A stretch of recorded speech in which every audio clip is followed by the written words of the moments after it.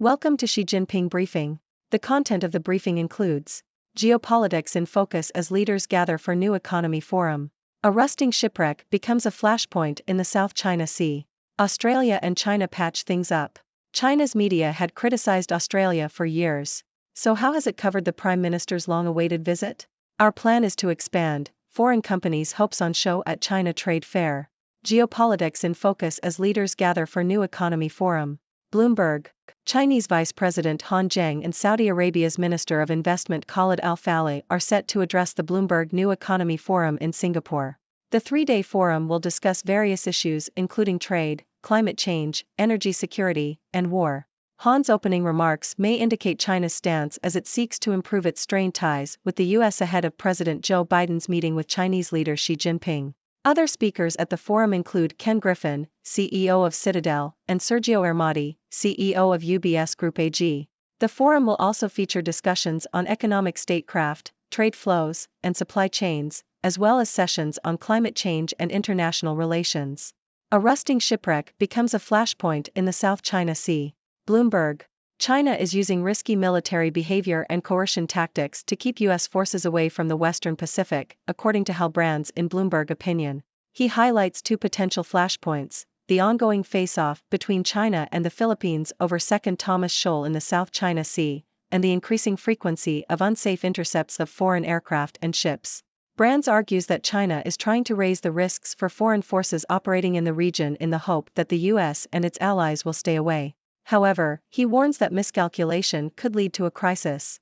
Australia and China patch things up. Economist. Australia and China have taken steps towards normalizing their relations during a visit by Australian Prime Minister Anthony Albanese to Beijing. The two countries' economic and political relations were damaged by China's desire to exert control over Australia, which angered its rulers. However, Australia's refusal to succumb to Chinese coercion and its efforts to find new markets for its products have shown that standing up to bullying pays off. However, some warn that China's coercive efforts towards Australia may take a different form in the future. China's media had criticized Australia for years. So how has it covered the Prime Minister's long-awaited visit? ABC. The Chinese media has provided largely positive coverage of Australian Prime Minister Anthony Albanese's visit to China this week, with experts suggesting that it reflects Beijing's changing approach to the relationship. The visit has been depicted as a new chapter and a breakthrough in bilateral relations, in contrast to the criticism leveled at the previous government. However, the media's portrayal of diplomacy is still a single-way street, emphasizing China's economic importance to Australia. Our plan is to expand. Foreign companies' hopes on show at China Trade Fair. Financial Times. The 2021 China International Import Expo in Shanghai has attracted thousands of international businesses, marking a return to normalcy in international trade despite geopolitical tensions and a slow post-pandemic recovery. The event included more than half of the world's Fortune 500 companies and over 3,000 businesses in total. Many companies sought to expand their presence in China, with a focus on entering lower-tier cities to tap into growing consumption levels. The expo also highlighted the trend towards greater localization of foreign companies in China. Xi to meet U.S. business executives for dinner in San Francisco. Bloomberg. Chinese President Xi Jinping is expected to attend a dinner with top U.S. business executives during his visit to San Francisco for the Asia-Pacific Economic Cooperation Summit next week. The U.S. and China have been working to stabilize relations this year, with officials from both nations visiting each other to lay the groundwork for a meeting between Presidents Joe Biden and Xi Jinping at the summit. Xi's visit to the U.S. is aimed at calming foreign investors, as surveys show that Western executives in China are increasingly nervous about doing business there. The Chinese State Council Information Office has not yet commented on Xi's attendance at APEC. A week in China badly needs détente with the West. Telegraph. China is seeking détente with the West as its economy faces serious challenges, according to an analysis by Ambrose Evans Pritchard in The Telegraph. The Chinese economy is said by some to be in a debt deflation trap, with its model of catch-up growth having reached its limits. Meanwhile, the U.S. economy is relatively healthy, with low unemployment and rising productivity.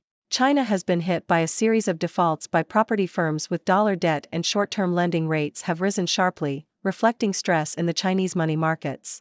The country's Communist Party appears to have misunderstood the impact of the financial crisis of 2008, believing that it marked the decline of American capitalism and a vindication of China's own state-controlled approach to finance.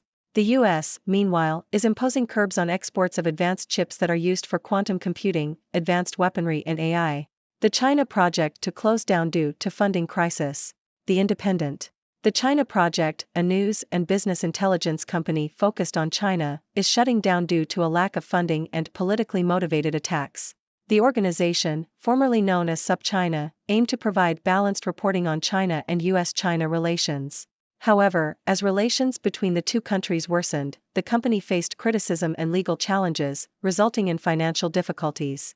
The China Project's closure highlights the difficulties faced by media organizations operating in China, particularly those trying to provide objective coverage of politically sensitive topics. China, the world's biggest debt collector, report shows. Deutsche Welle. China is owed over $1 trillion by countries participating in the Belt and Road Initiative, BRI, according to a report by U.S. researchers at Aid Data. The BRI, launched in 2013, is a global infrastructure project. The report showed that 80% of loans were given to countries in financial distress.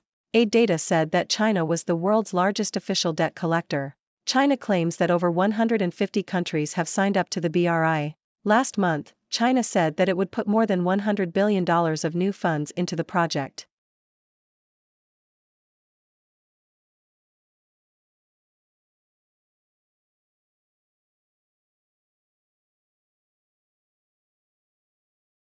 Ladies and gentlemen, it's your favorite doctor from the 6 Degrees world. Today, we've got a variety of news stories that revolve around China's relations with the rest of the world. From geopolitics and military tensions to economic partnerships and debt collection, China seems to be at the center of it all. Let's dive into the analysis and see what's really going on. First up, we have the Bloomberg New Economy Forum in Singapore, where Chinese Vice President Han Zheng and Saudi Arabia's Minister of Investment Khalid Al-Faleh are set to address the crowd. This forum will touch on various topics, including trade, climate change, and energy security. It's a crucial moment for China as it seeks to improve its strained ties with the US before President Biden's meeting with Chinese leader Xi Jinping. It'll be interesting to see what Han's opening remarks reveal about China's stance. Moving on to the South China Sea, tensions are rising as China engages in risky military behavior and coercion tactics to keep US forces away. This is a potentially dangerous situation, as miscalculations could lead to a crisis. We'll have to keep a close eye on how this situation unfolds. On a more positive note, Australia and China are taking steps towards normalizing their relations. Australia's refusal to succumb to Chinese coercion and its efforts to find new markets have shown that standing up to bullying pays off. However, some warn that China's coercive efforts may take a different form in the future. It's a delicate balance to maintain. In a surprising turn of events, the Chinese media has provided largely positive coverage of Australian Prime Minister Anthony Albanese's visit to China. This reflects a changing approach from Beijing, but it's important to note that the media's portrayal of diplomacy is still one-sided, emphasizing China's economic importance to Australia.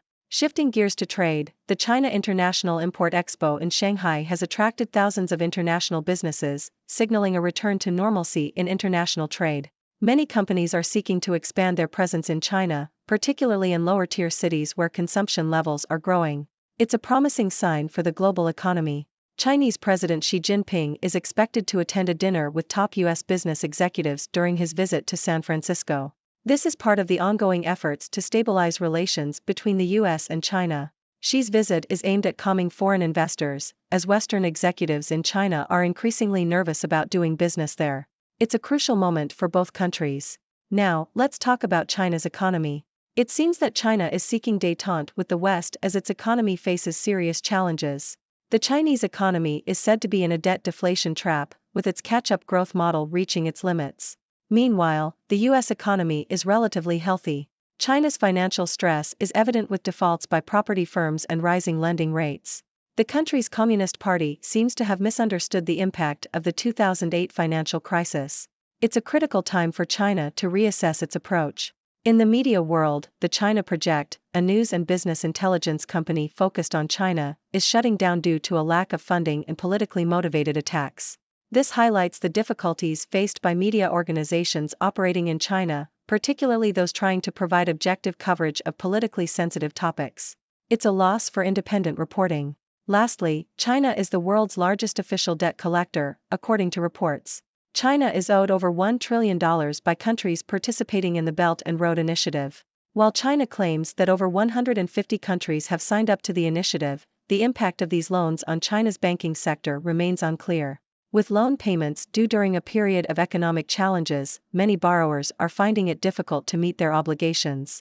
China is stepping in as an international crisis manager by providing emergency rescue loans to distressed countries, but the long-term consequences are uncertain. And there you have it, folks. A whirlwind tour of China's relations with the world. It's a complex and ever-evolving landscape, filled with geopolitical dynamics, economic partnerships, and media challenges. As always, I invite you to share your thoughts and questions. What do you make of these developments? Let's discuss. Thank you for tuning in. The content above showcases the latest briefing reports and analytical synopses, thoughtfully curated by the 6Do team. These insights stem from a wide array of reputable media outlets, think tanks, government sources, and specialized experts worldwide. We encourage you to explore these sources for a comprehensive perspective. Keep in mind that while the content may not always align with the official standpoint of 6Do Brief, it's not meant to be taken as absolute directives for decision-making. Comprising seasoned media professionals, learned scholars, and accomplished scientists, the 6Do team embodies a trailblazing, fully independent media entity. To customize 6Do Brief to meet your professional needs, you have the option to subscribe to a diverse array of briefings on our website, 6dobrief.com. Regardless of your location, you can conveniently receive 6Do Brief via email.